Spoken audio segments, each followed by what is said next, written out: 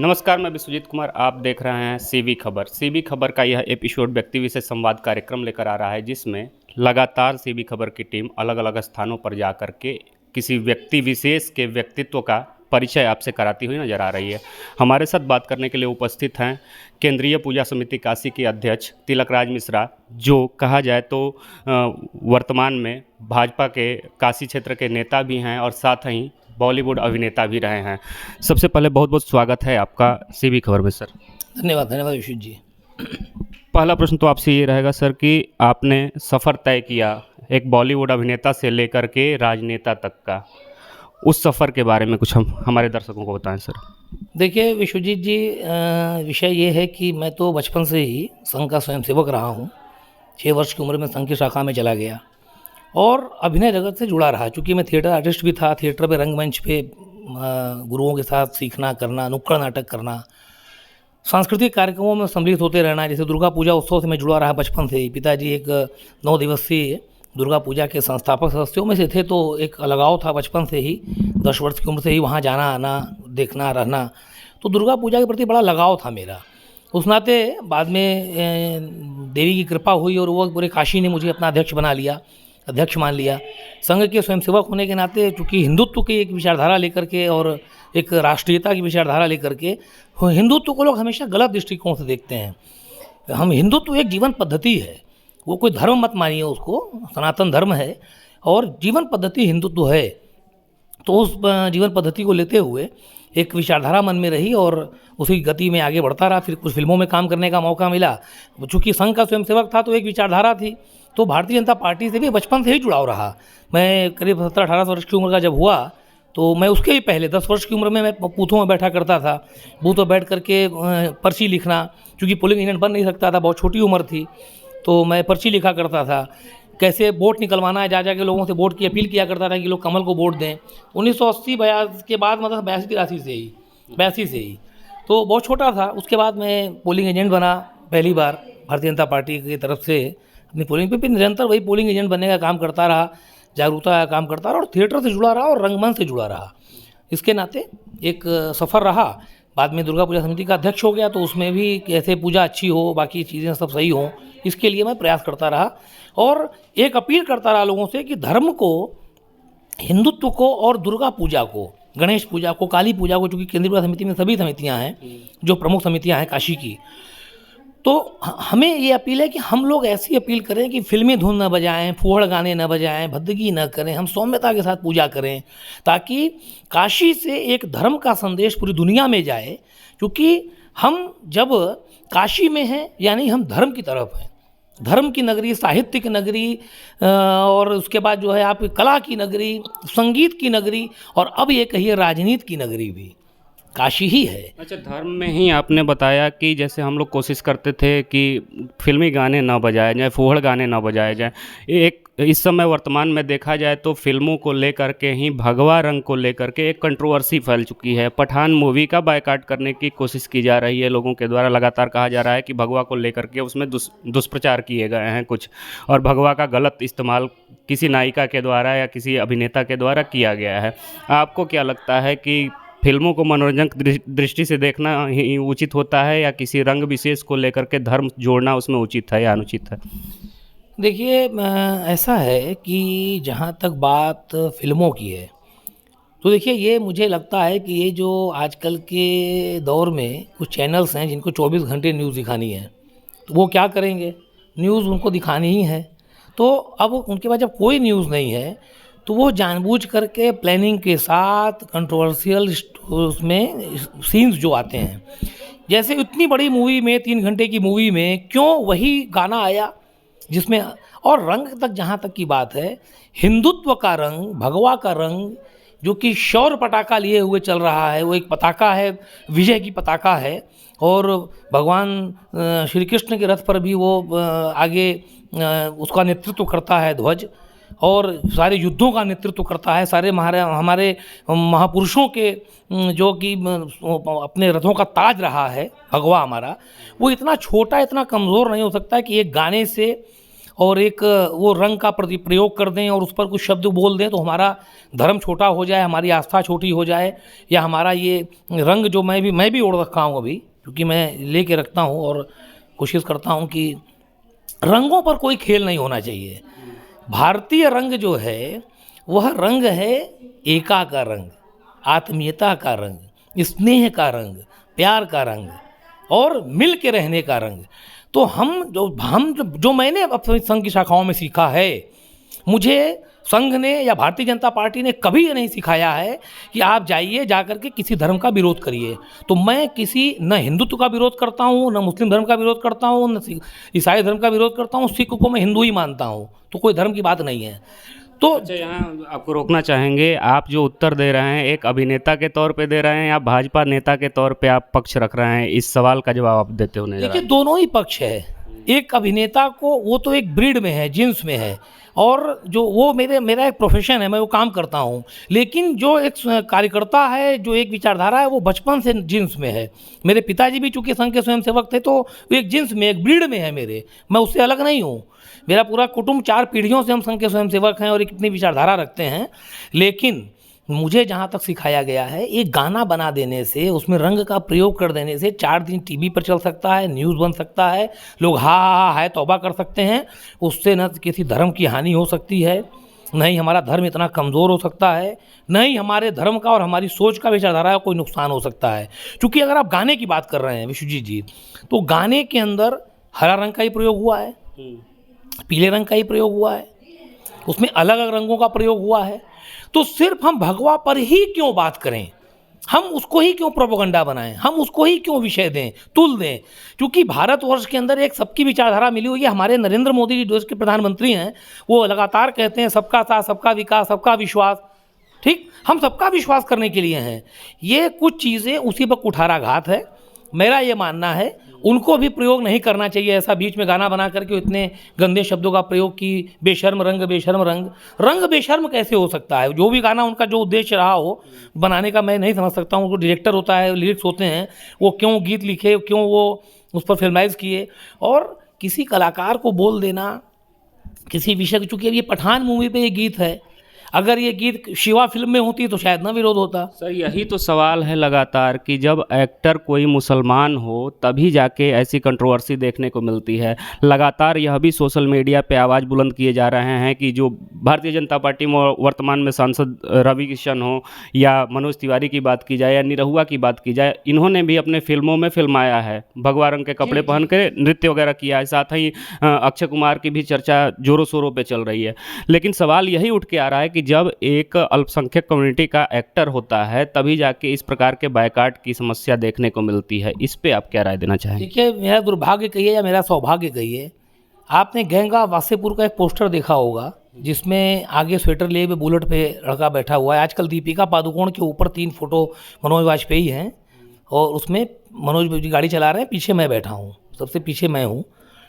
तो वो मेरी ही फ़ोटो है, वो चूँकि पोस्टर पे वही फ़ोटो आई थी फिल्म में, तो अब उस पर मेरा भी उस पर फ़ोटो लगा दिया लोगों ने, दीपिका पादुकोण के पीठ पे बैठा करके। पहले लोग ये मीम बनाते हैं, ये गलत काम करते हैं इस तरीके से किसी महिला के साथ, किसी नारी के साथ। अब महिला आयोग कहाँ चला जा रहा है? उसको विरोध करना चाहिए इन चीज़ों का। तो भारतीय जनता पार्टी ये कहीं से भी नहीं बताती है कि आप विरोध करिए, या हमारा हिंदुत्व इतना हल्का है, इतना कमज़ोर है कि छोटे से रंग पर ये कोई असर आ जाए। कहीं आपको भाजपा का प्रवक्ता इस विषय में बोलते हुए नहीं दिखाई पड़े होंगे। जो भी लोग हैं उनकी अपनी विचारधारा है, अपनी सोच है, अपनी सोच से वो जो भी विरोध कर पा रहे हैं कर रहे हैं। देखिए, फिल्म का उद्देश्य क्या है? पठान मूवी अगर उन्होंने बनाई है, उनका क्या उद्देश्य है, पहले पूरी फिल्म हम लोग देख लें और उसके बाद उस विषय पर चर्चा करें कि वही गाना क्यों निकला जिसपे वो जानते हैं केसरिया रंग है और कुछ लोग ही बोलने वाले हैं केसरिया रंग पे।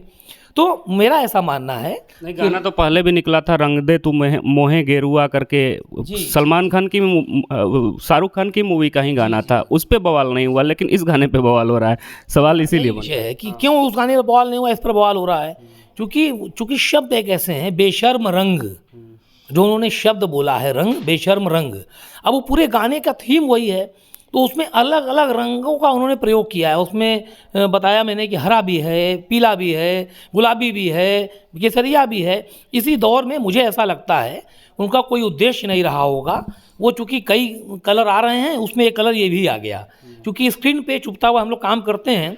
सफ़ेद कपड़ा बहुत वो है, हरा कपड़ा जो उस पे ज़रा एक कंट्रास्ट हो जाता है, ब्लू पे कंट्रास्ट हो जाता है, इसलिए वो कलर का प्रयोग किए होंगे। मेरा ऐसा मानना है एज ए आर्टिस्ट कि वो एक कलर का प्रयोग सिर्फ किए होंगे, चूँकि एक संयोग है कि वो गाने की एक बोल है, उसी के बीच में गाना आ गया है। मेरा ऐसा मानना है कि अगर उनको ऐसा लग रहा है कि बहुत विरोध है, तो आजकल डिजिटलाइज होकर के सारी चीज़ें होती हैं, उसको करके वो कलर बदल दें। अगर मेरे हिंदुओं का, अगर कुछ संतों के का हृदय प्रभावित हो रहा है और हृदय पर आघात पहुंच रहा है कलर देख करके, चूँकि हमारे बहुत सारे संत ये रंग पहनते हैं, तो बेशर्म रंग कहना गलत है। तो इसलिए मैं चाहता हूँ कि उसमें हरा रंग भी हटा दें और जो हमारा केसरिया रंग है उसको भी हटा दें, क्योंकि आज नहीं तो कल हरे रंग पर ही विरोध होगा। अगर आप केसरिया हटाएंगे तो हरा भी कहेंगे कि हरा उनका प्रतीक है। लेकिन केवल हरा और केसरिया की ही बात नहीं, हर रंगों का अपना अलग अलग महत्व दिखाया गया है। हमारे हिंदू संस्कृति में भी यदि बात की जाए तो यही चीज़ें देखने को मिलती हैं। तो सभी रंगों को हटा दिया जाए या तो पूरी तरीके से गाना हटा दिया जाए, क्या लगता है आपको? नहीं, मुझे लगता है गाना जब उन्होंने बनाया है, इतने लोगों की मेहनत लगी है, इतना परिश्रम लगा है, क्योंकि मैं खुद काम किया हूँ फिल्मों में भी, मैं मिर्ज़ापुर 3 में काम किया हूँ, आने वाली वेब सीरीज़। तो जब आप इतना करते हैं तो बहुत मेहनत लगती है, कई लोगों की ज़िंदगियाँ जुड़ी होती हैं, कई लोगों का करियर जुड़ा होता है फिल्म से, गाने से। तो मेरा ऐसा मानना है गाना को ख़त्म करना या वो करना उचित नहीं, उसको आप उसको देखने का नज़रिया बदल दीजिए, उसको देखने का नज़रिया बदल दीजिए। हमारा केसरिया रंग, हमारा ध्वज का रंग, हमारे भगवा कलर को इतना हल्का नहीं आंका जा सकता जिससे हमारा रंग कमज़ोर पड़ जाए। ये शौर्य का प्रतीक है, तेज़ का प्रतीक है, और शौर्य के आगे एक गाना और एक छोटी सी फिल्माइजेशन किया हुआ वो दृश्य हमें छोटा नहीं कर सकता। हम बहुत बड़ी सोच से रहते हैं, बड़ी सोच से बात करते हैं। फिल्म दिखाएं, वो लोग देखें, वो रंग को आप रंग मानिए। अच्छा, ये तो रहा एक अभिनेता के तौर पे पठान मूवी के ऊपर आपका रिव्यू कि आप क्या सोच रखते हैं, लेकिन एक नेता के तौर पे यदि बात करें, मैं सीधे तौर पे आपसे जानना चाहूँगा। जैसी जानकारी है हमें कि आप विधानसभा चुनाव में भी टिकट की दावेदारी करते हुए नज़र आ रहे थे, और वर्तमान में निकाय चुनाव में मेयर की सीट जो है यहाँ सामान्य हो गई है। क्या लगता है कि तिलकराज मिश्रा दावेदारी पेश करेंगे या मामला कुछ और होने वाला है? मैं तो कहीं से न दावेदार हूँ, न मेरी कोई दावेदारी है, न मैंने पेश किया है। ये काम संगठन का है। संगठन चूँकि मेरे काम को देख रहा होगा, संगठन अगर देखता होगा कि मैं उस जगह पर, देखिए आज की भाजपा और पहले की भाजपा में ज़मीन आसमान का अंतर है विश्वजीत जी। आज की भाजपा आपके काम को देखती है, आपके ऊपर पूरी मॉनिटरिंग होती है, आप कैसा आचरण कर रहे हैं, समाज में कैसा व्यवहार कर रहे हैं। और आपने पहले के दिनों में देखा भी है कि हमारे कई सारे मिनिस्टर, जब जिनका आचरण नहीं था, कुछ गड़बड़ था, उनको हटाया गया। जिनको कहीं कोई भी अगर पब्लिक के द्वारा कहीं से कोई रिएक्शन आया तो उसको वो निर्णय लिया गया, और बहुत ही अच्छे काम करने वालों को अचानक लाया गया। तो वो संगठन तय करता है, संगठन का जो निर्णय होगा। हम लोग सिपाही की तरह काम करते हैं। वो बूथ लेवल पर काम दे देंगे, प्रदेश में दे देंगे, काशी क्षेत्र में दे देंगे, बनारस में दे देंगे, जहाँ भी दे देंगे।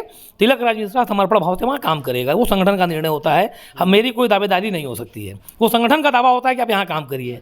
चलिए, निकाय चुनाव पे ही चर्चा अगर करें तो लगातार हम लोग जा रहे हैं अलग अलग वार्डों में और वहाँ की जन समस्याएं उठाने की कोशिश कर रहे हैं।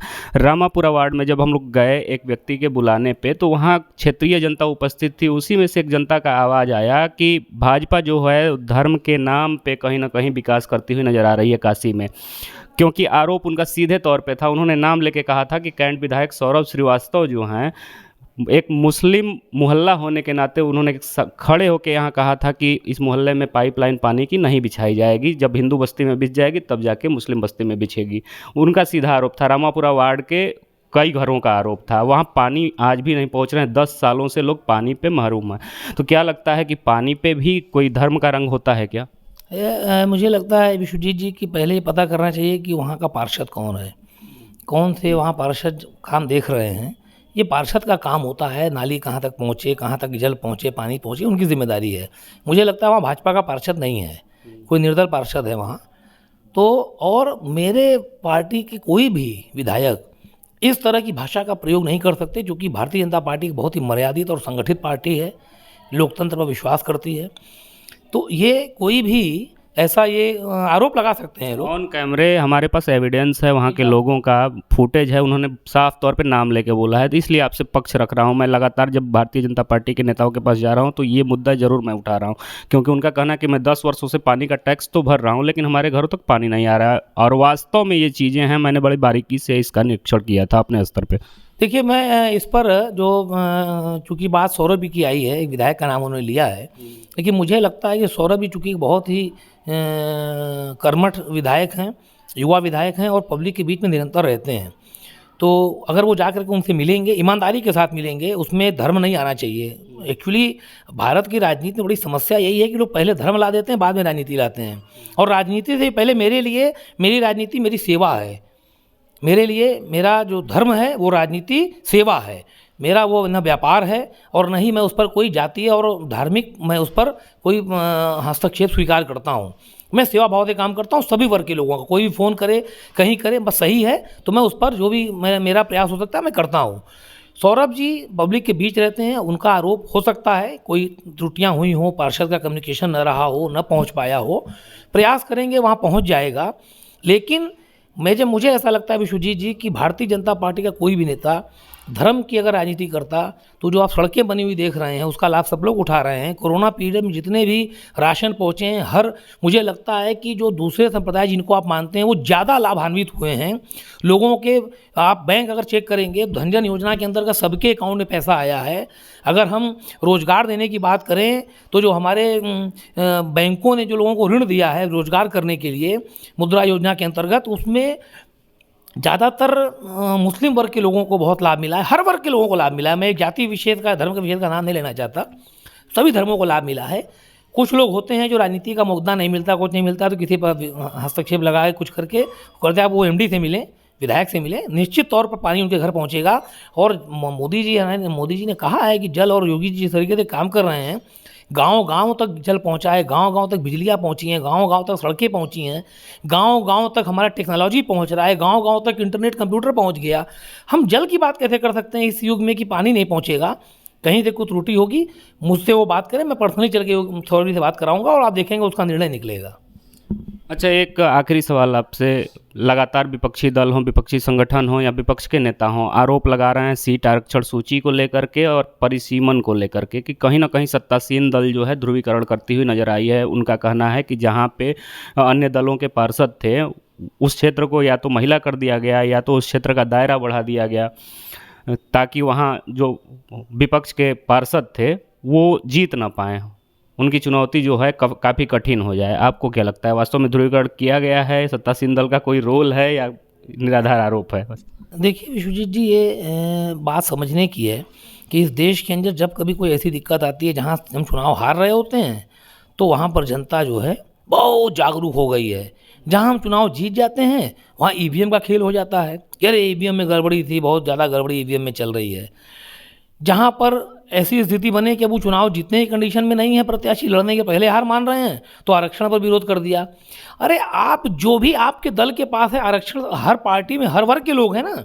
अगर महिला है तो महिला दीजिए, अगर पिछड़ा है तो पिछड़ा दीजिए, ओबीसी दीजिए, अगर बैकवर्ड में आ रहे हैं तो उनको दीजिए, SC ST आ रहा है उनको दीजिए, नहीं अगर आ रहा है तो आप जो है फॉरवर्ड दीजिए। आप दीजिए तो प्रत्याशी तो दीजिए, प्रत्याशी तो होंगे ही आपके पास। ये केवल निराधार चीज़ें हैं। कोई भी पार्टी इस लेवल पर काम नहीं करती है। भारतीय जनता पार्टी तो कदापि नहीं करती है, क्योंकि भारतीय जनता पार्टी में हर वर्ग के, दुनिया की सबसे बड़ी पार्टी, हर वर्ग के लोग हैं। हम हर वर्गों का ध्यान रखते हैं और यह काम नगर निगम के लोग, बाकी वो पैनल के लोग करते हैं। भारतीय जनता पार्टी के लोग वो काम नहीं करते। हमारे अध्यक्ष और उपाध्यक्ष महामंत्री जा करके वो सीटें तय नहीं करते, आरक्षण तय नहीं करते। आरक्षण करने का काम जहाँ का है वो कर रहे हैं और वो बखूबी उन चीज़ों को परिस्थितियों को देखते हुए आरक्षण देते हैं कि किस वार्ड में, जैसे आपने बताया ना पानी नहीं पहुंचा, तो ऐसी ही परिस्थितियों को देखते हुए कि हम किस वार्ड में कैसे तरीके से लोगों से काम करवा सकते हैं, कर सकते हैं, लोग जागरूक हो सकते हैं, उस आधार पर आरक्षण आता है। उसमें हमारी पार्टी का कोई रोल नहीं है। बहुत बहुत धन्यवाद सर, सीबी खबर को आपने अपना कीमती समय दिया। ऐसे ही लगातार व्यक्ति विशेष संवाद कार्यक्रम के माध्यम से और अनेकों वार्डों में जाकर के जन समस्या को सीबी खबर लगातार उठाती रहेगी। कैमरे के पीछे हमारे सहयोगी हिमांशु चौरसिया के साथ मैं विश्वजीत कुमार। जय हिंद, जय भारत।